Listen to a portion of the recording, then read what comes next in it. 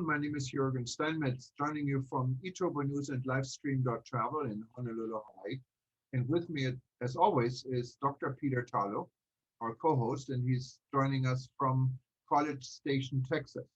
Right. So we always start with the weather. I haven't been really outside yet, but looking outside, it looks like it's a beautiful day. It's a little bit on the warm side here for Hawaii. I think it's 80, 84, what is warm.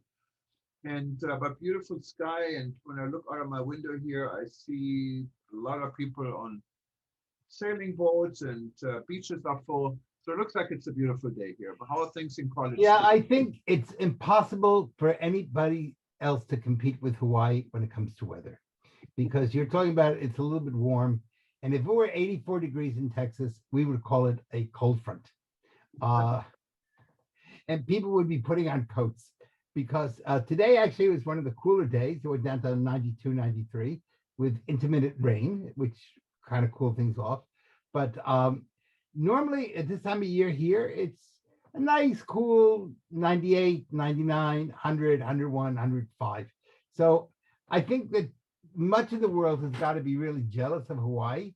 You have great winters and cool summers, from at least a Texas perspective. So um, I think that's really a big selling point. And when you talk about Hawaiian weather, you guys really are living in paradise. The Well, many people tell us this, but if you live in paradise too long, like I do, paradise becomes the norm. So I guess Yes, that, I understand. I understand. The one thing I can say that's good about Texas is because with our hot weather, we have high humidity. And so it's like living in a bottle of oil of Olay that's boiling. And it gives everybody beautiful skin because it's so damp that you don't get wrinkles. So, I tell people all the time, I'm 95 years old and I look great. I'm not really 95, but I lie. But really, people here have very few wrinkles because it is so damp. So that's really a good thing. And that kind of leads to the whole issue of tourism and weather and how impactful weather is on tourism. Um, you were, uh, we see this, how much of the world of tourism is dependent on cold in certain places, hot in other places. The Caribbean would fall apart if it didn't have cold weather in New York or in the Eastern or Canada, because why do people go to the Caribbean? They go to escape the cold weather. And so the Caribbean offers that type of refuge. So I think really weather is a big issue when it comes to tourism. yeah, no, absolutely. I mean, most people travel for the nice weather. If you live in a country or in a region with bad weather, I can tell you, Germany, for example, the weather is bad a lot of times, and people are looking for the sunshine in Spain, and here it's the same. I mean, we call them snowbirds, I think, in the United States. Those Yes, we people. do. But snowbirds are very different. Those are people who spend older people like me who spend 2 or 3 or 4 months, the winter months, and they buy a second home. And that second home becomes a place where they can escape during the cold winter months. And they especially go to Florida or to Arizona. Some now to Texas is also developing a tourism industry. And I think in other parts of the world, there are also people are able to escape. Of course, in the United States, it's easier because you're not going to a different country or a different language. You're in the same country. And because the US is so big, you're able to accomplish that.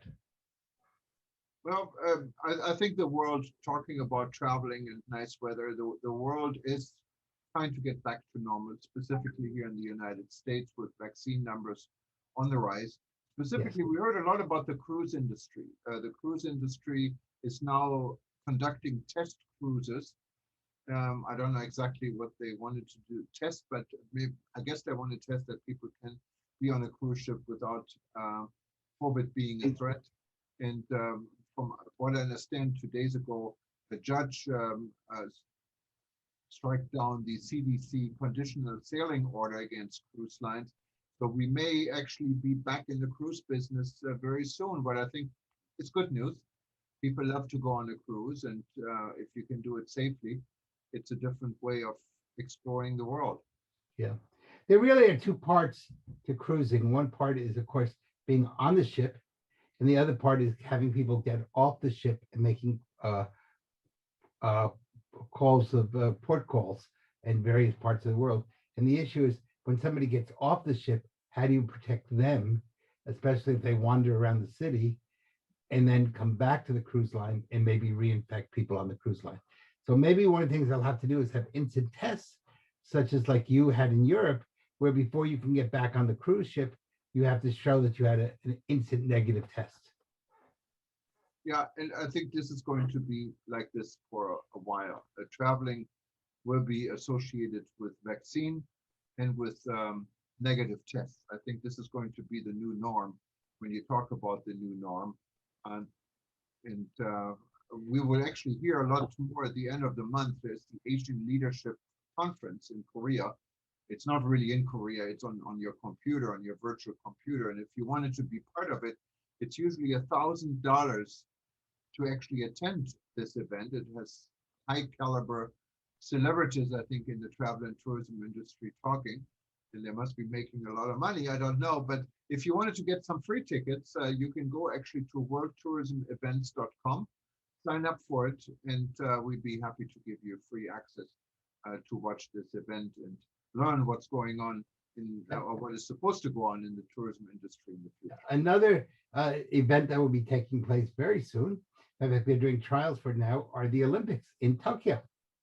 And the Japanese today announced that there will be a maximum of 10,000 spectators at any particular event, but that the event site cannot have more than 50% of whatever its capacity is. So if you're having a event venue that has capacity for 4,000 people, the maximum that could go would be 2,000. There's a top of 10,000, no matter what the site is. The other thing is that you must be a resident of Japan. You cannot go to the Olympics if you are from any other country other than Japan, and you must be living full-time in Japan. So it's going to be really interesting to see how these Olympics go. On some level, the people in Japan would like to really cancel them. On the other hand, there really is the major issue of the athletes who've been training for a long time, and all of a sudden they lose everything. And of course, today in the United States, there was another big sporting event issue, which is the Supreme Court voted 9-0 as the first stage of, they're not yet paying student athletes. They're actually saying that student athletes can receive extra equipment, computers, et cetera, et cetera. But it does look like eventually all student athletes will be able to compete and actually get paid. And that's going to change a lot of the way that the tourism, especially the athletic tourism, is done in the United States. In my hometown, we have a stadium for over 100,000 people. And for every football game, it's full 100%. Well, bringing even say half that stadium is visitors, bringing an extra 50,000 people to a small community is a huge economic impact. And now how the universities will handle this question, are our student athletes basically slaves, or do they have the right to start demanding contracts and getting paid when the universities are making millions and millions of dollars? So this is going to be a big issue. I think it may impact eventually other parts of the world with the whole issue of, is there amateur athletics or not? The other big issue that took place in the world of sports today was that someone from New Zealand became the first trans person to qualify the Olympics. And this was a man who did not qualify, who, from what I understand, a number of years ago, and then transitioned into becoming a woman and is now qualified on the women's team. And of course, this is a huge controversy because is it fair? On one level, you're discriminating, not letting a trans person do it. On the other side, women are saying, wait a second, physically, there's no way a woman physiologically can compete with a man, even if he's now become a woman. So it's going to be a big issue in tourism around the world. Well, unless we're going to have 3 different categories between male, female, and trans. I don't know. It's a crazy world. And yeah, this is definitely an interesting development, probably a big victory for equality and the LGBT movement in the day of Pride. But is it fair? I don't know. And specifically, to have the statement at the Olympics, I think is quite amazing because there's so many participants from countries where LGBT lifestyles are actually illegal. And Yes. so yeah, I think New Zealand is setting um, grounds here for something new, at least. Yeah. Yeah. I was. It's not just New Zealand. It's the fact that the International Olympic Committee accepted the person. So again, um, I think it's going to be a big debate, and one of the debates is going to take place, which is not so much on tourism as it is in philosophy, is you have women's groups saying this is totally unfair and there's no equality because of this, and on the other hand, you have the um, trans community saying it's totally unfair to ban us from being in women's sports. So we'll have to see how this goes. I don't think there are a lot of men. I don't think a lot of women who are going to compete on become trans into men. I think it'll probably be more men transitioning into women, and that will become the issue. But the whole issue of sports and tourism is a huge issue. Getting ready for soccer games in Qatar, the issues of uh, some of the other places around the world. And I'm working on the Olympics for 2028 in Los Angeles. And these are already becoming big issues that we're talking about. So, and the Olympics, of course, is a major tourism event, no matter how you look at it. Yeah, no, absolutely. And in other news, interesting story. What I didn't know is Queen Elizabeth II.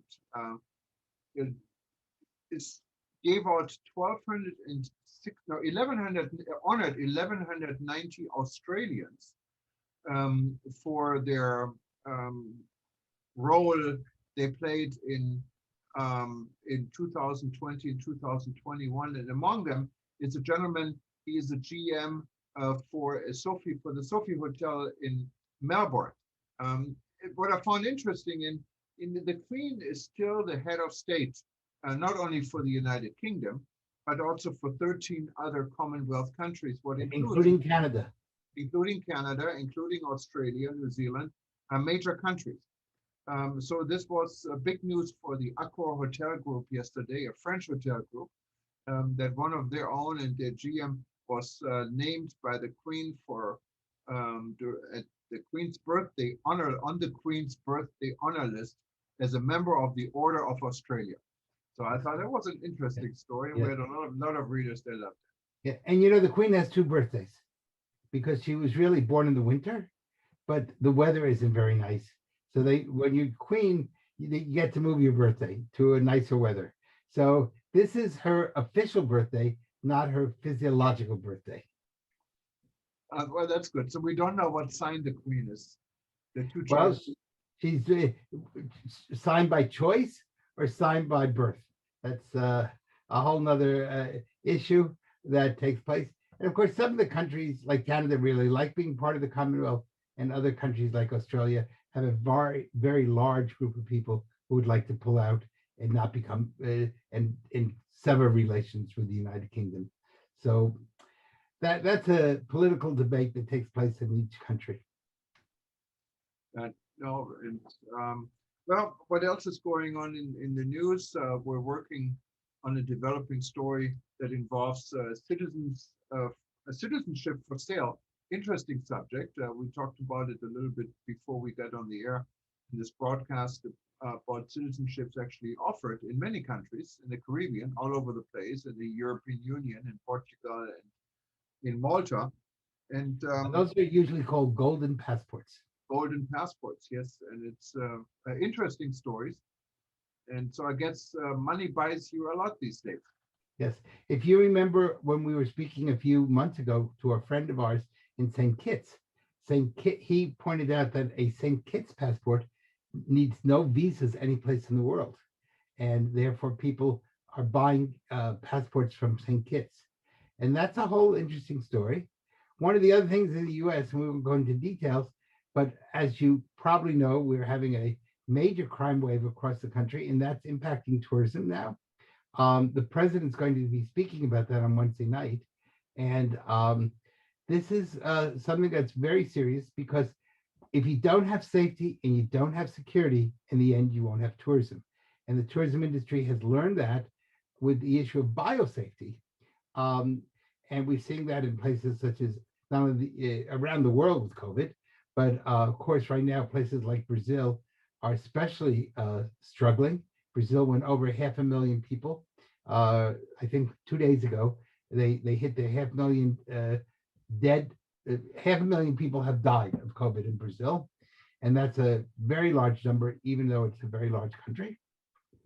But the bottom line is, without safety and security, tourism will cease to exist. And we saw that in 2020 because of biosecurity. And God willing, we'll be able to get a handle on the lack of safety and security in the United States. Because if not, when tourism does open up, that will be a big drop in the number of people.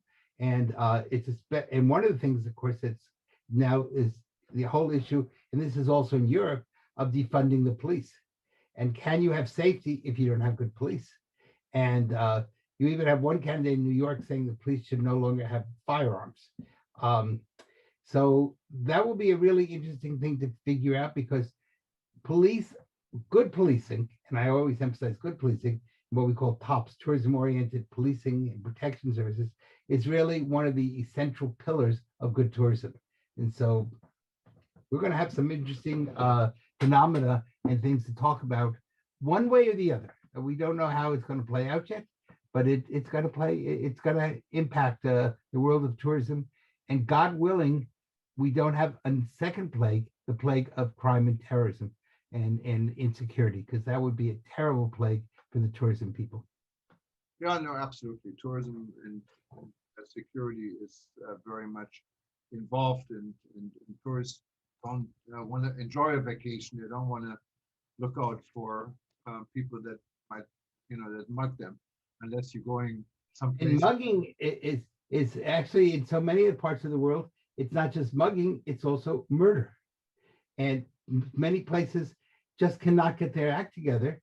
And so I worked in Rio de Janeiro, and you're really afraid to walk on the streets of Copacabana or Ipanema, even in broad daylight, because of the fact that somebody could murder you or rape you. And that's a really scary situation. And so the hotels have suffered tremendously because of that lack of security. Yeah, no, absolutely. Well, Peter, I think we're coming to the end Yes. of. I think you need to go eat breakfast and lunch and dinner. It's a busy day today. Yes, I'm going to send you, I think I'm going to send you a care package from Texas so that you can. All right, we need that here. All right, have a good afternoon. Enjoy the beautiful weather in Hawaii. Aloha. Bye-bye. Aloha, Peter. Take care. Bye.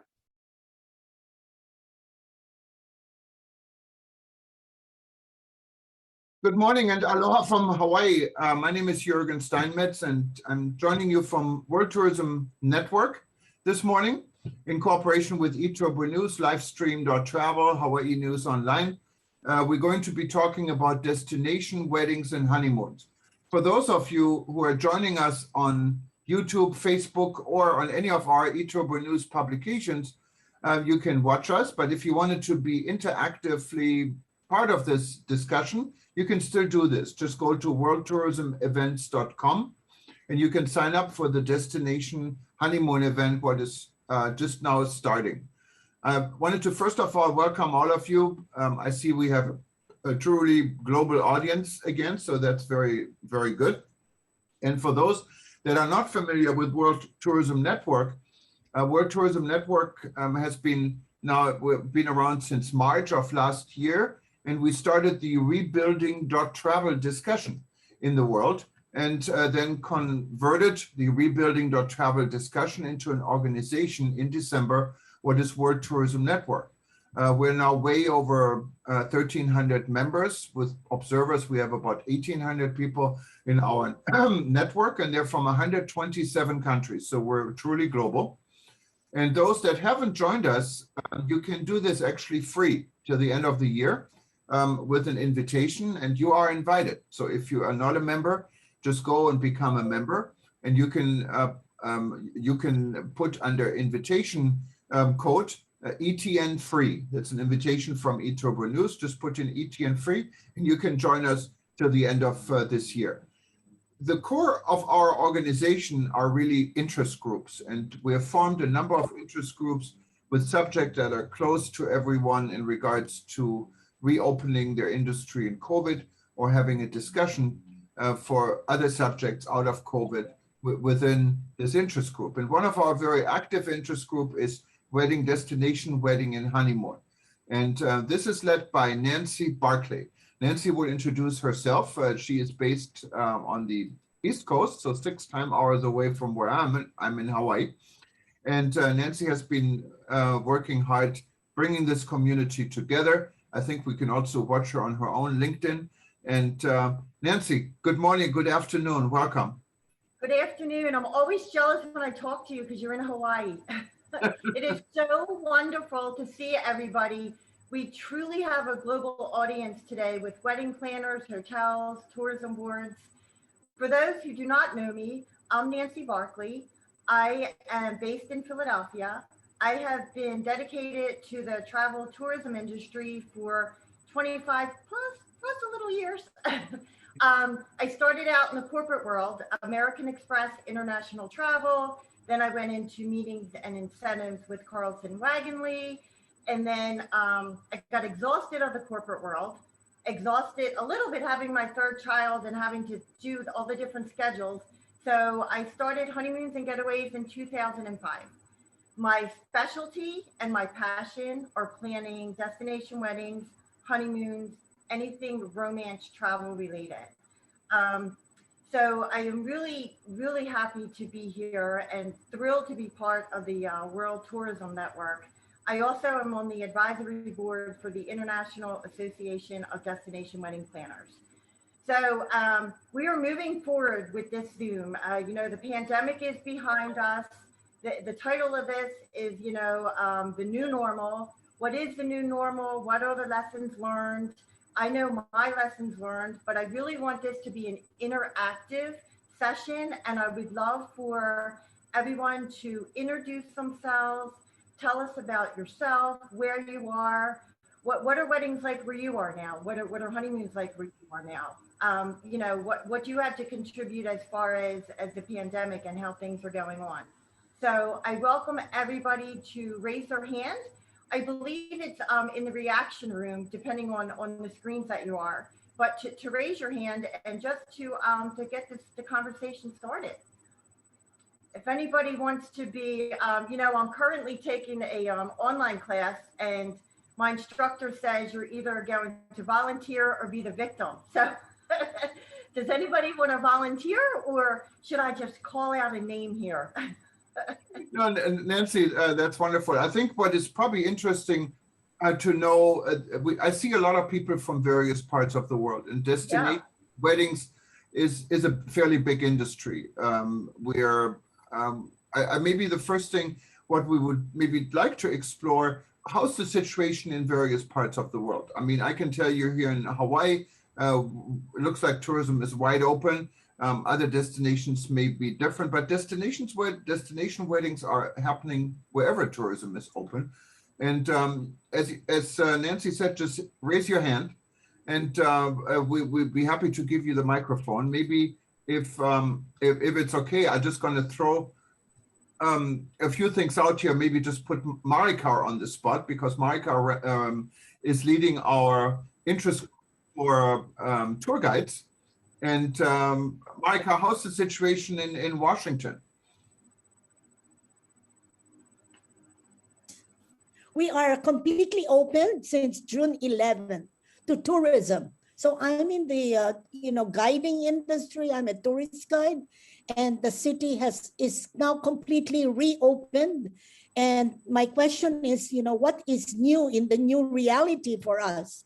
And there's lots of things going on, like the health and protocol for safety, health safety protocols. That is one thing that is very new. Another thing is the virtual life that we have experienced all these 14 months of Zoom. So that's already a very big part of our DNA in the tourism industry. So there's still a lot of groups that don't want to come in person. And now we are more on the virtual world of guiding. And we are, going into nursing homes and where people are not mobile anymore, because I think it opened up that whole new world, that we can bring the experience through the virtual world to a nursing home. No, So those are, Marika, when it comes to weddings, maybe Washington is such a special destination. It's not only our capital city. There's so much to see. What do you know about destination weddings? Are people really traveling to Washington to get married? Is this a business, or is it more like an outbound market where people? we're not ready yet for the international arrivals. Maybe the domestic is. No, I don't mean international or domestic, but I mean if people really, no matter where they come from, are coming to Washington to get married, is that a destination where people like to travel to get married, for example? Some. I'm not really so much into the industry, but I see, some visitors coming from out of town to come to get married here. But I don't know if we're the prime destination for weddings. Maybe Nancy would know that, if we're a destination. I do. I think for me, what I'm seeing right now as for destination weddings is a lot of people wanting to stay closer to home.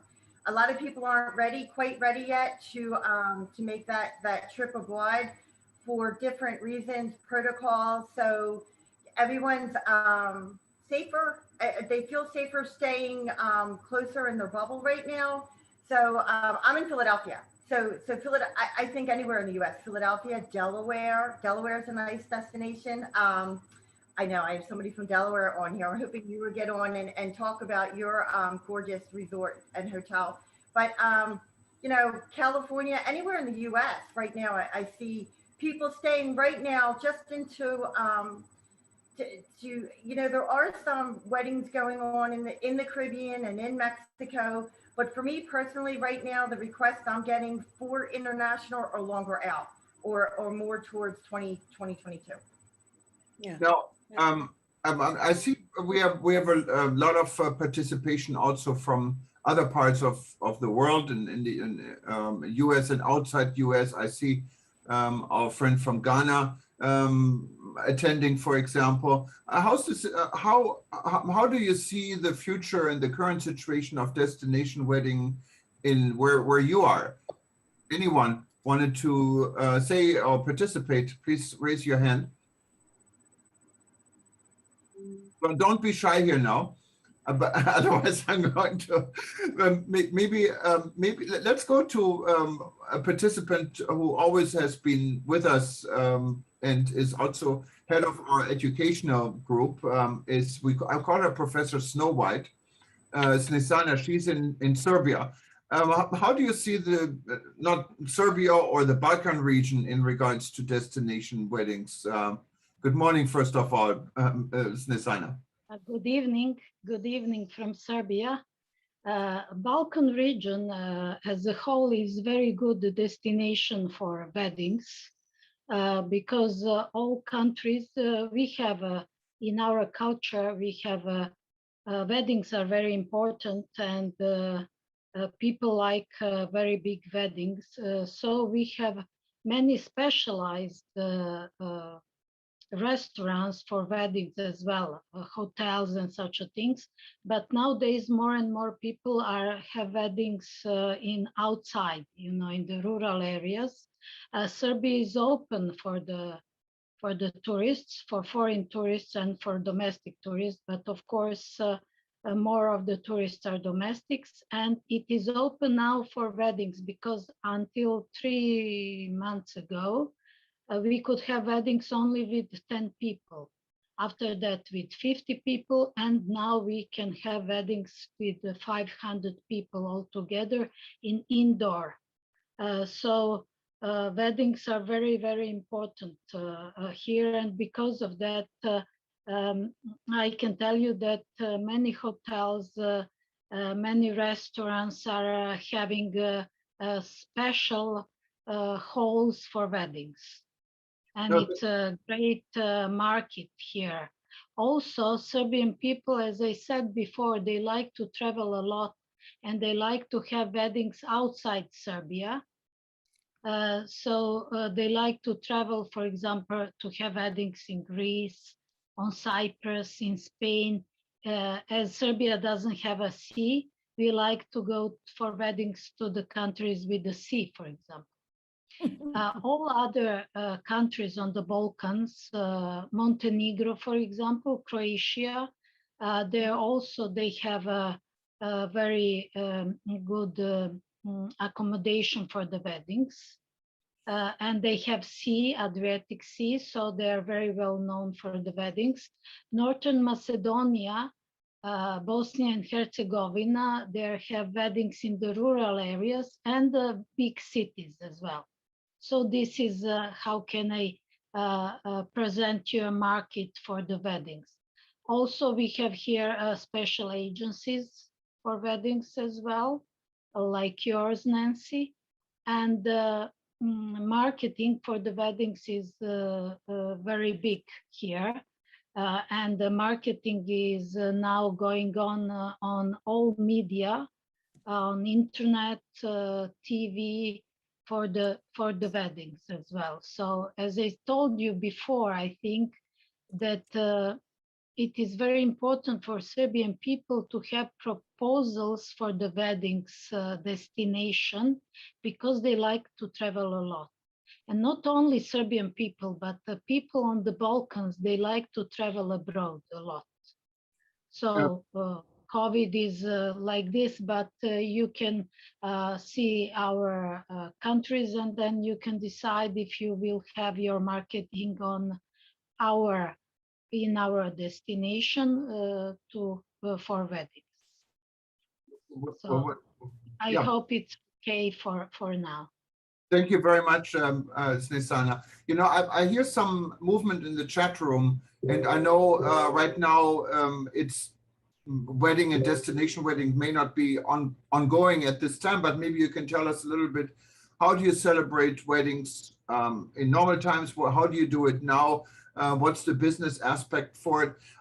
For instance, I see participation from Juanita Zuzunaga in Colombia, or from Maria Teresa Servin in Paraguay. Would you mind maybe sharing a little bit how things work, for instance, in Colombia or Paraguay, one of you? Hello. Hello. Hi. Okay, who is this? I can get you spotlighted. Okay, how are you all? It's a pleasure to be here. Hi, good evening. How are you?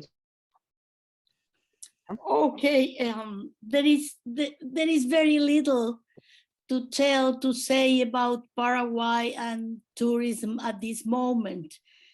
Everything is like dead for more than 1 year now, and we are just really hoping that by the end of the year things are going to improve, and we are going to have a strong number of population vaccinated, because that's the main problem. And the other problems that are affecting us very, very much and very badly are that Argentina and Brazil are even worse than what we are.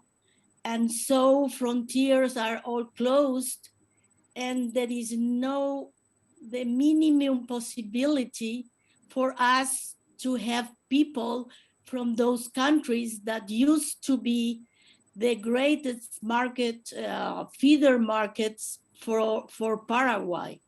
So it is a very difficult moment for us. Right. And well, we say that hope is the last thing you lose. So. And I like you're optimistic. Tell us a little bit about Paraguay, because I'm sure a lot of people know Paraguay is in South America, but they really don't know much about Paraguay. Well, maybe you tell us where Paraguay located. Sorry? And you mentioned Paraguay is bordering, you said, to Argentina. And And what is there in Paraguay? I know you have if the world was at normal stage, why would you travel to Paraguay? Oh, well, Paraguay is a very small country, and we have a gastronomy, a very good one. Our ancestral food, it is still being practiced, so you can eat them almost in every home in Asunción, or also in the countryside. I'm sorry. And well, we have frontiers limits with Argentina, Brazil, and Bolivia.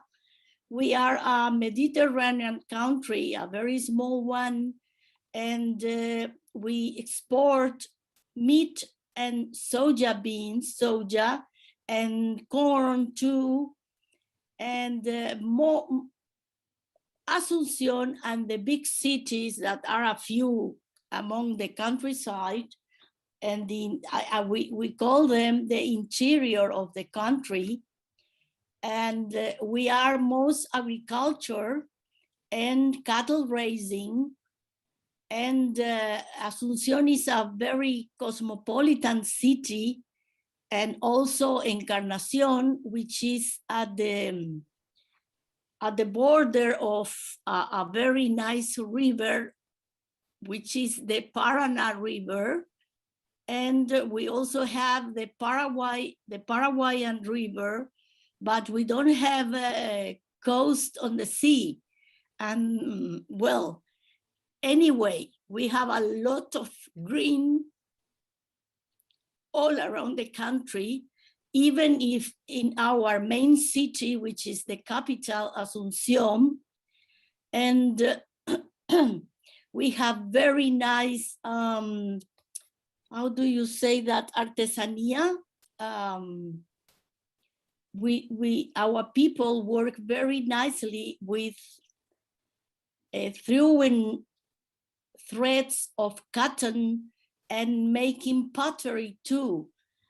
We have a lot of experiences to live. Asunción has a lot of restaurants, many beautiful hotels, 5 stars, 4 stars.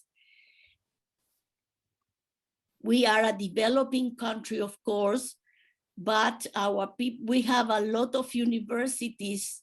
They are public and private, and our young people is, well, in the future, you know. I'm sorry. We have a cold weather for the last 2 weeks here, and we feel it because we are a very summertime country. No, and I've been to Asunción before many years ago, and it's a beautiful place. And talking about food, maybe I know we have Juanita from Colombia, and we have Sahir also raising hand. But before I let you go, weddings, of course, is all about celebration. So how are weddings celebrated in Paraguay? What type of food is there? What do people do? I understand. Oh, big parties. They used to be very, very big parties. And of course, it is international food always, but we have one meal, which is the sopa paraguaya, that it is not a soup. It is not a soup. It is like a cake made of corn and cheese. Wow. And I know the food is, you cannot really beat the food in South America altogether. And so, Yes, so people, when you, a wedding, is it like how long is a wedding celebration? Is it all night, all day, or what? Well, it can start at about before in summertime. We started them at night, perhaps at 8 at the church, if you are a Catholic one, and afterwards is the party. And the party, it lasts until 5 or 6 in the morning. Now, yes, now due to the COVID, they are starting earlier perhaps around, and because it is winter too, around 3 in the afternoon, and with all the protocols, they can go until 11 or 12 at night. Wow, sounds like a Nancy. Have you had destination weddings in South America and Paraguay before? No, Argentina, but no, not Paraguay. No, that sounds amazing. Thank you for sharing all of that. I was just trying to, and I'm sorry, some people are having, I can't find the raise hand button. And is it possible? I'm trying to bring Sophie up. She had a question. Sophie, yeah, we have two people there raised hand. Okay. Maybe we can go to Juanita because she's in Colombia, what is kind of a Paraguay, and then we get to Sophie and then to Sahil, if that's okay. And if you wanted to raise your hand, simply what you can do is if you click on reaction on the bottom part of your screen, you see a tab reaction and you see this yellow hand, raise hand. Just click on it. Like Juanita is doing from Colombia. Welcome, Juanita. And thank you very much. Hi. This update from Paraguay, by the way. This was really helpful. Yes, thank you. Thank you. Thank you. Go ahead, Juanita. Welcome. You're from Colombia. Hi, everyone. I'm from Colombia, right? And we have, my husband and I, we have a wedding company specialized in LGBTQ plus couples. We have offices in Colombia and Guatemala. That's our niche, our target, the sexually diverse community. Right now in Colombia, we're open for business again.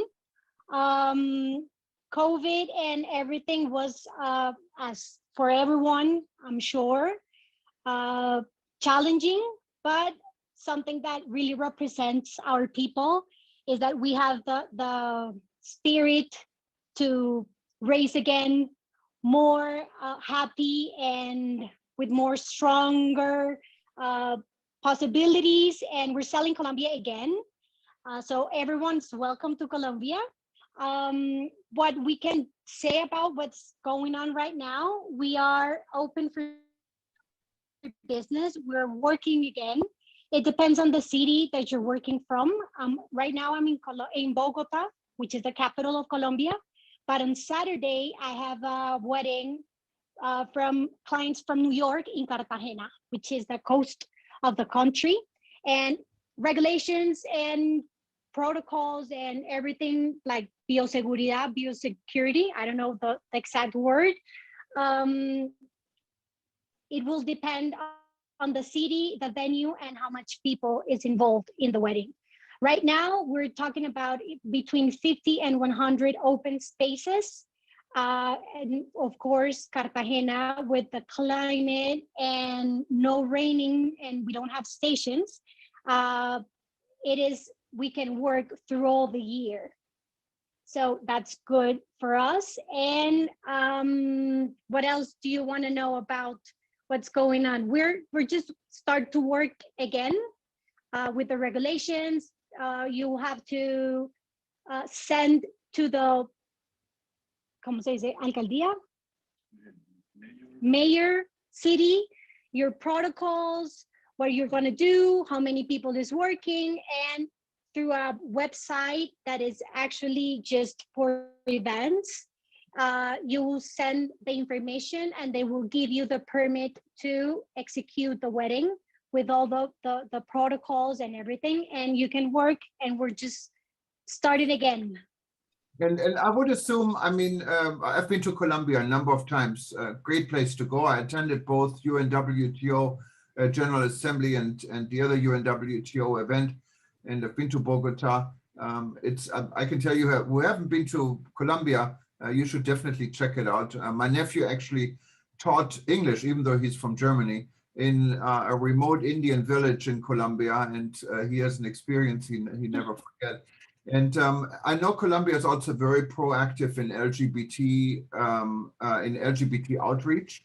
And this is going on for quite some time. what I find amazing, because also Colombia is a very Catholic country, like Mexico, and LGBT is widely accepted and it's promoted. And it's fantastic that you're catering to this important market, because it is an important market also when it comes to people able to spend money. I mean, most of us here are in business, in the travel business. And maybe you can tell us a little bit. I mean, you said you had an upcoming wedding coming up from a couple from New York. How would this go forward? Maybe you can share a little bit how many people are attending, and how do you prepare for this, and what is after the wedding? Is there a honeymoon, or how does it work? Well, with Destinations Weddings in Colombia, we actually plan at least 3 days of activities: the day before, the day of the wedding, and then the after wedding, which is like a beach or boat or some activity outside just to chill and have fun. For example, for the next wedding that we have, there's 70 people invited, all from, well, perhaps 80% from the States, and the other 20 might be from Colombia, but different cities around Colombia. What we are doing right now as a country is targeting those places that have been very proactive with the vaccination. So the States, for example, is one of the countries that we're like watching and promoting our country to get people with this. What you have to do is just have a PCR or a COVID test negative to enter the country. And when you go outside, it depends on what you will need. We don't have the quarantine right now for the people that are coming to the country. And what I want you, well, what you said about Colombia and the LGBT community, yes, we are from 2017 that we won the destination, the emerged destination in the World Tourism Organization event. And last year during the pandemic, we won again as the emerged destination for LGBT community. So our government is very upfront by selling and preparing our country and our vendors through certifications with friendly business establishment and providers. And we actually have a academy, which is the Proudly Academy, where we teach our value chain, or the providers that are involved in a wedding, how to serve this community in the right way. So we're teaching, we are working, and we're preparing as a country to get those LGBTQ plus clients to come to Colombia, visit and celebrate. No, that's wonderful. I hope you're one of our members. I'm not sure, but if you aren't, just join us, because we have two groups you wanted to belong to besides. Can you hear me? Sorry. Yes, yeah, I can hear you fine. Can you hear me? I think Yes, I do. Okay. No, what I was saying, I hope you're one of our members, and if you're not, just please join us. And there are two groups you might want to, interest group you wanted to be added. One is, of course, the wedding destination wedding group with Nancy. And then we also started an equality group, what includes outreach to the LGBT community. I think we lost you, but I wanted to say thank you, and maybe give it back to Nancy, because you wanted to introduce, I believe, Sharon, who wanted to say something. I'm wondering, just Nancy, yeah, since we talked about LGBT wedding, is this something what you're doing, or how important is this market for you?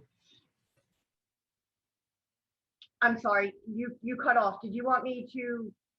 No, I said you wanted to introduce Sharon, but maybe before that, since we've been talking about LGBT weddings, what is an important part of the wedding industry, just wanted to get your feedback on this, how important this is within your own business and with your outreach. Well, quite honestly, with my own business, I'm not in that market. Okay, I'm okay. just going to be honest. Yeah, That's but not it my is an market. important market altogether. So let's move on Yeah. to, you want to introduce Sharon, I believe, and then we have Sahil also raising his hand. No, actually, I wanted to see if I could bring Sophie up because she had commented in the box she couldn't Oh, raise her okay, hand. yeah. So, let's bring Sophia West, and then we're going to go to Sharon and Sahil. Okay, go ahead. Okay. Hi, everyone. I'm Sophie. I am representing the Palm Beaches here in Southeast Florida. And I just recently entered as the lead for the market or the wedding market for this destination.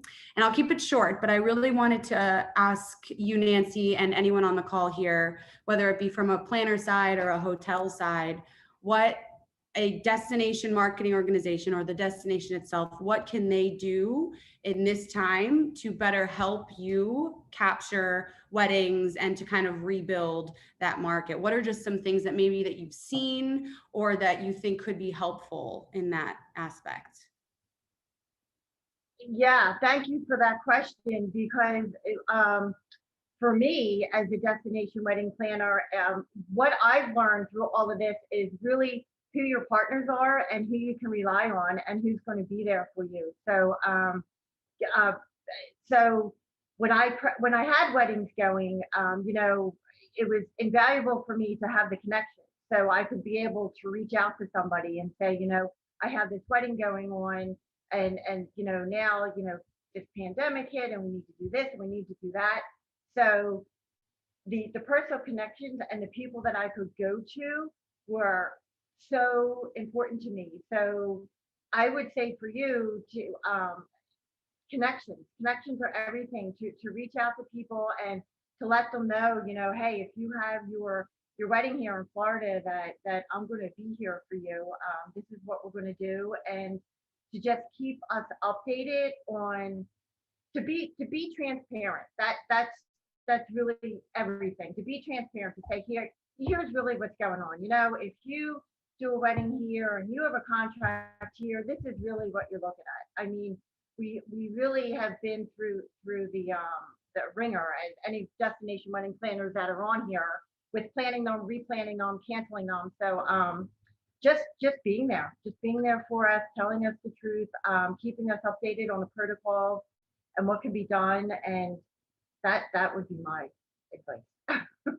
Just a follow-up question to that. Have you seen in the weddings that you're working on now, or just since COVID happened, what are just some of those trends that you've been seeing, especially more now with the recovery? Are people open to extending their stays? Are they having their wedding in the same place that they're honeymooning? What are some of the things, or are they're going somewhere else after the wedding? What are some of those things that you're seeing, if anything? Some of the things that I'm personally seeing is, I think that even at, for weddings that are going on, some people are still tentative about traveling. So people are asking what kind of technology can we have? What does the venue offer? How is the live streaming there? We want to have our wedding, but Aunt Sue's not going to want to go yet. She's not comfortable getting on a plane or even getting in a car and driving somewhere. So, but one thing I'm finding is virtual is very important right now. People still want that aspect for it. And also for me personally, the international requests are slower than more people are looking for domestic right now. So that's what I'm seeing as far as the virtual.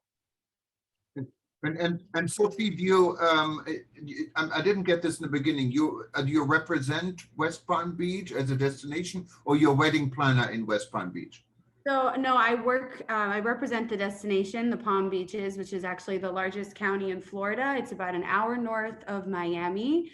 We like to say it's diversity without the density. It has so much open spaces. It's very unique to our competitive set like Fort Lauderdale and Miami, since it's very crowded there. There's a lot of people, and especially with the pandemic, we've seen a lot of inquiries and requests just because of the amount of space that we have, and there's just a lot more room to breathe here. So yeah, so I'm representing the destination. I work with all of our hotel partners here, and I guess I'm representing them here too, since I'll be communicating back to them. Of course, Florida, together, I think with us here in Hawaii, we have been very active, and tourism seems like it's relaunching. I can tell you a very good friend just moved to West Palm Beach from California, and he loves it. So it looks like it's a great destination, and Florida is booming like we're here in Hawaii. What I think is good news, but we also have to, I guess, keep our guards up and make sure we're doing everything right. We learn from the past and look at the future. And thank you so much for attending. Let's go to Sahil. No, I think, I don't know who was first now, Sahil, or I think Sharon. Sharon was first. Sharon, give us, tell us who you are, where you're calling from, and you raised your hand. And thank you, Sophie, again.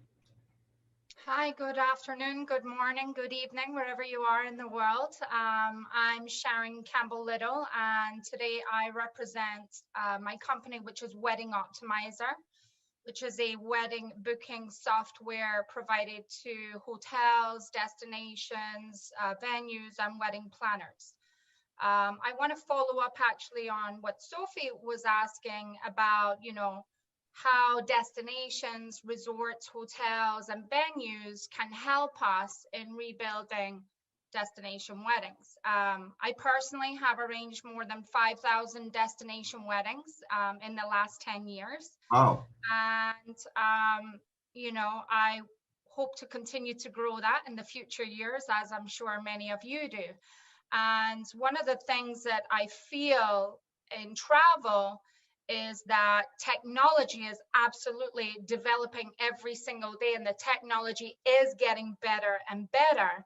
However, when it comes to weddings in destination, we haven't seen so much growth in technology, and that's one of the challenges that we face when dealing with destinations across the world, or even domestically within our own country.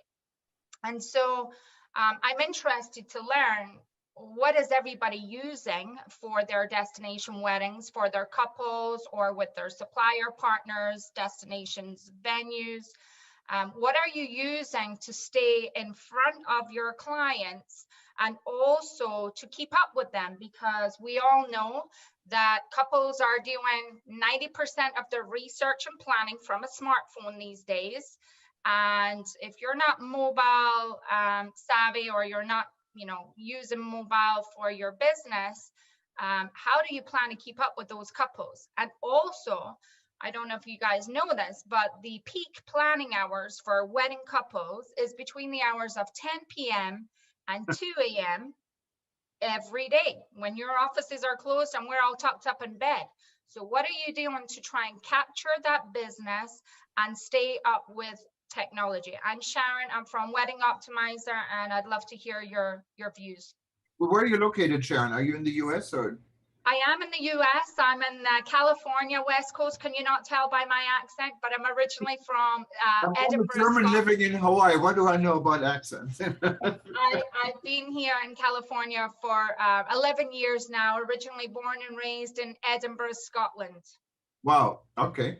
Let me ask you your software. What's your software doing? Is it connecting with the right resources, or what is your app facilitating between 10 in the evening and 2 in the morning? So yeah, I mean, our technology it's almost the best way I can describe it to you is it's a booking engine, as if you were going to book a room, but it's for weddings. It's for hotels, it's for wedding planners and their services. So basically couples can find you 24/7. They can see what services you offer, your locations that you offer. They can book a full-on wedding package. They can upload legal documents. You know, from the front end, that's from a consumer's perspective. From the back end, as business owners, we use the exact same software and system. We can communicate 24/7, and there's no more waiting 5 to 7 days to see if this date and time is available with my venue. The venues that we partner with, And the wedding planners that we partner with can show live availability, or they can hold a date and time until, you know, conversations and experiences are shared. Wonderful. I hope you join our group, and so we can learn more on what you're doing and how technology can add to a better experience when planning a wedding. We have Sahil, and Sahil, from what I understand, is joining us from India. And of course, I can tell you, Indian weddings are probably one of the most lucrative. It's one of the most lucrative business. I can tell you here in Hawaii, a hotel GM told me before the COVID a few years ago, yeah, we're doing a number of Indian weddings, but please don't tell anyone because we make so much money on it. But Indian really spent, I've been to an Indian wedding in Delhi, Sahir, and my friend is just a regular travel agent. And I thought, oh my God, he must have won the lottery. But tell us a little bit more about you and what you guys do in India. Yeah, first I would like to introduce myself. I'm Sahil. I'm based in New Delhi, India, and I am from Focus Events and Entertainment. This is my firm, and we guys are into wedding planning as well as corporate events. And right now in India, the scenario is we are not having that type of weddings as you just mentioned. Like we do have that, and wedding is like a festival here. Like it's for like 3 to 4 days, an ongoing festival. People don't sleep. People don't. They just have. Yeah, sorry. They have their meals. They don't sleep. Like they just enjoy. And about destination weddings, I haven't done any of the weddings internationally, but I have done a couple of weddings in likewise in Udaipur. You must have heard about the area that have a big palaces and a good, 5-star, 7-star properties. And there are like plenty of areas where people love to gather. We have the sea area in Goa, Pondicherry, Kerala, and mountains in the north. And this is all about wedding. Right now, in India, we are only like taking 20 members from each groom and bride side. And so it's the business over here is not very, very well. And it's like hard to survive right now for a wedding planner or something like that. And we are looking forward for a good destination wedding also. Like we have many of the things over here, like people come and enjoy the culture, the food, and this is all about the Indian wedding. And I'm just very glad to be the part of your like meeting. It's already 11:30 a.m. over here, and I was just waiting for the meeting, and it was really good. And I would love to work with you guys if any of the project comes like in India, and I'm always there for something whatever happens. Yeah, and then please join us if you haven't already. You can join this interest group, and of course, once you're a member of WTN, what is free right now, just use the code ETN free when you sign up, and it's free till the end of the year. So, and I agree with you. Indian is not only a great inbound market for wedding; it's a great outbound market for wedding. I think it's the inbound and outbound market wedding destination, and of course, COVID is definitely a challenge in India. And but things are due to become better. There is I think, a silver lining at the end of the tunnel. How do you see this, Nancy? How Indian weddings? What do you? I love Indian weddings. You have to when you do destination weddings, you really need to specialize it in certain things. And if you are going to do an Indian wedding, you really need to know what you're doing, especially to understand the culture, which is beautiful. I arranged a very large destination Indian wedding in Costa Rica. And what I learned is if you're invited to an Indian wedding, you attend, no matter where you are or where you're located, because people flew in from around the world, and it is a 3-day party. But it's also it is a party, but it's a beautiful party, and I love I love everything about it. As far as everything, the ceremonies and the paintings and you really just need to really understand the culture and also have a lot of people on hand. Why I did have a very large wedding in Costa Rica, I also hired a local wedding planner to help me just to make sure everything went smoothly. But I just love Indian weddings, and I know things are not too great there right now. I have a lot of friends in India, so I truly hope things get better for you as far as the pandemic. And it's nice to see your face and join World Tourism Network, and then we can keep seeing each other because the networking is invaluable. Sure, that would be a pleasure, like, working with you guys. And if you require anything over here, I'm always there for you. Like I wanted to add a bit in your, like you said, it's a 3 days party over here. Like, yeah, it's a party, but we moreover like celebrate is as a festival. We Yes. have like each and everything, like from morning to evening till night, and like it's keep on going until and unless a couple goes on a honeymoon. Like it keeps on going. And No, it's wonderful, and the food is fantastic in India. So you we know, have variety from north, east, west, south. We have varieties. Like it's more than around like more than hundred and thousands of dishes.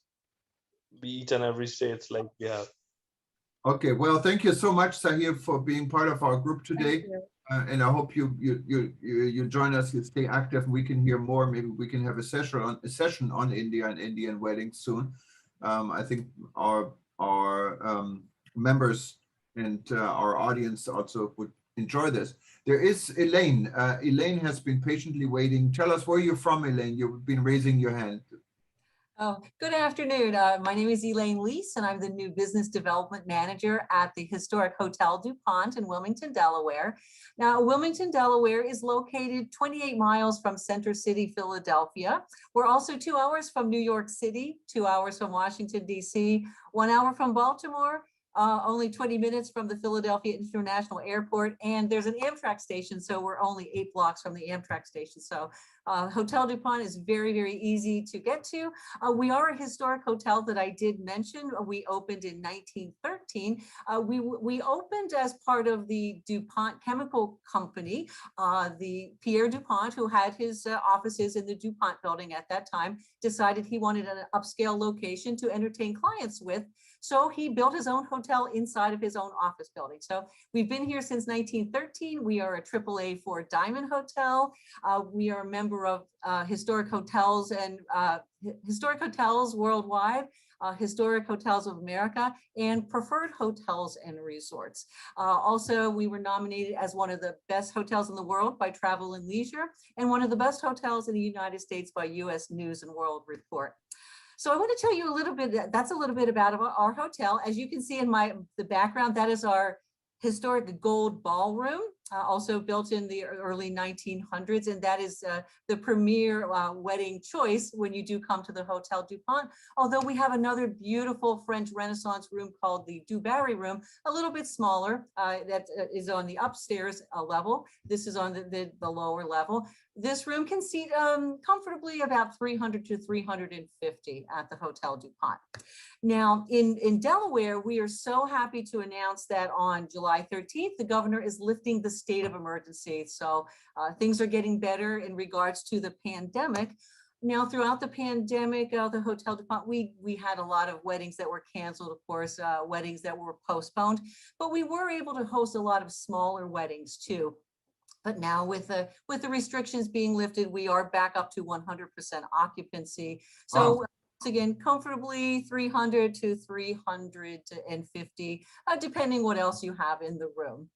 Also wanted to mention about Wilmington, Delaware. It's always been overshadowed because it's a nice city, but it's a little smaller city close to Philadelphia, which is a lot larger.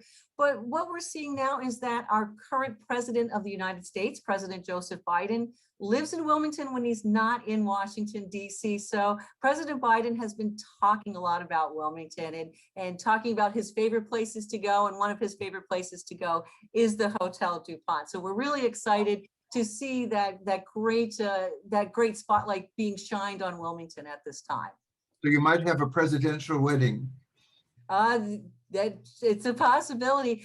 President Biden, he has hosted many, many events at the Hotel DuPont from the time that he was running for vice president, running for president, and then when he was a senator, when he was a vice president, when he wanted to do a press conference, the Hotel DuPont was the place to go. So we're really excited to have him talk about that. And in fact, it's been said that he refers to it as his hotel. It's not actually his hotel, but he likes to refer to it as his hotel since he spent so much time there.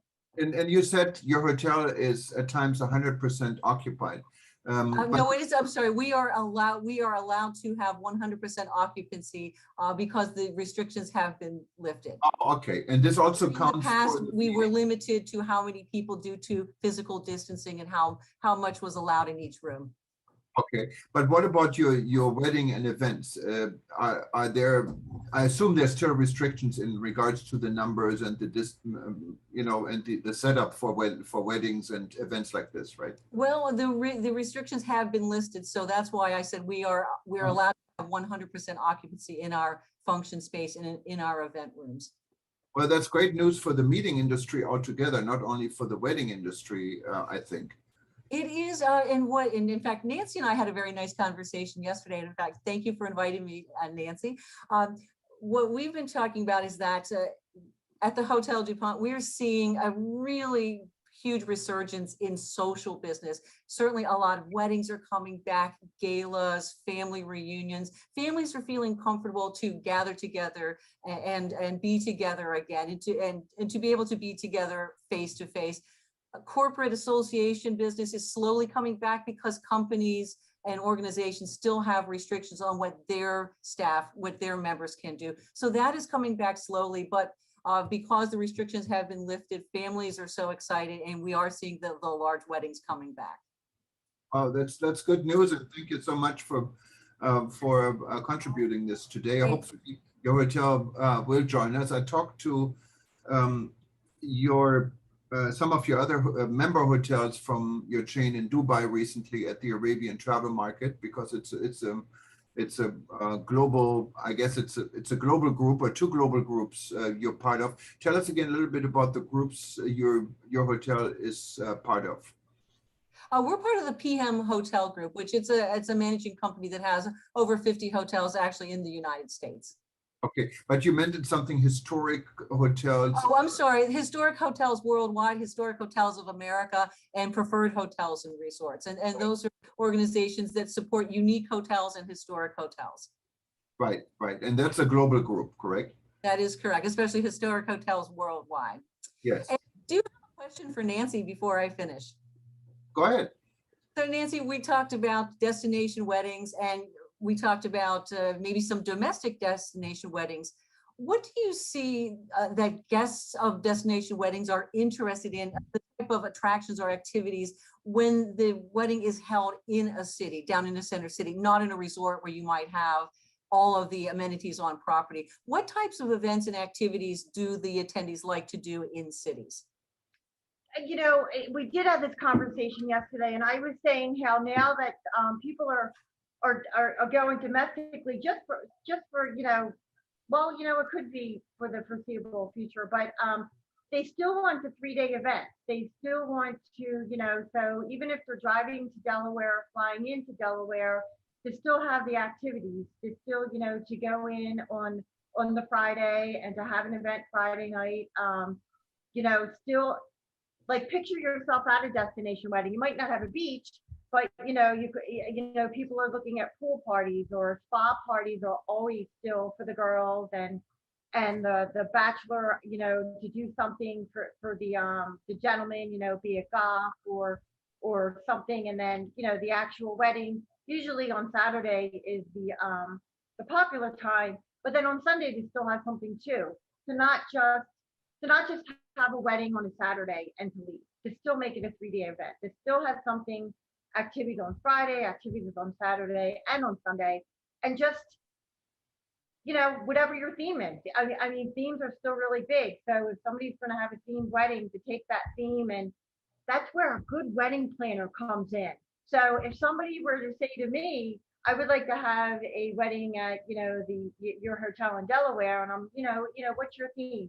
Obviously you're a more elegant theme. So, you would go with that, with what they would do at the restaurants on Friday night and on Saturday. I'm sure you have a wonderful spa. I can only imagine how wonderful your spa is. And golfing, is there golfing near there? That's probably a good question. There are public golf courses within a few miles, so that's Yeah. something that we could certainly arrange. So Yeah. do you see that, do you see it's more about golf and spa, or do you see more that the attendees are looking for something unique to the area that they're coming to?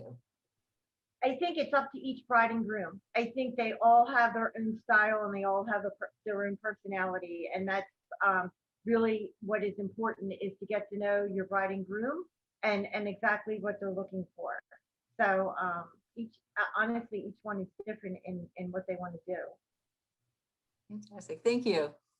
No, thank you very much. And we're almost actually a little bit more than our hour we usually have for this event. So this has been very exciting. I was wondering if anyone else wanted to say anything. I see some of the participants like Anita from Nigeria, or we have Kenya, we have Ghana. Anything from Africa? Anyone wanted to add to how weddings are celebrated in Africa and how the wedding, how your destination is scoring these days?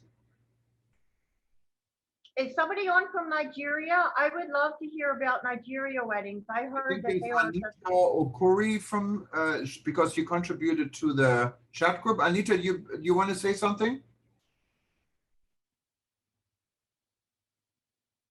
Okay, well, we respect that, so maybe next time. But I can tell you. Oh, there's Anita. Okay, go ahead. Oh, thank you so much. It's been a wonderful program. And it's really good to participate from Nigeria, but I'm only observing for now. This is my third event from WTN that I'm attending. I'm an ambassador from the African Tourism Board, and I just really love what you do globally. I'm observing, but next time I would like to have a kind of information, I would like to discuss on how we can collaborate in Nigeria, because we have a lot of tourism destination, particularly for wedding in Nigeria. In Abuja, for example, where it is safe to be, we have the airports. And in Nigeria, marriages, wedding ceremonies are huge, big. It takes about 1 week because it involves the whole clan. It's a big one. Pre-COVID, honestly, I can tell you it takes the whole village to get two people to get married. But post-COVID, it's very challenging because we have to, activate the COVID-19 protocols and reduce to very minimal number and do social distancing. But all the same, it's a thriving business in Nigeria. Thank you. Yeah, and I note, Anita, just to add to it, I mean, the fashion industry and in Nigeria is huge, and fashion wedding goes together.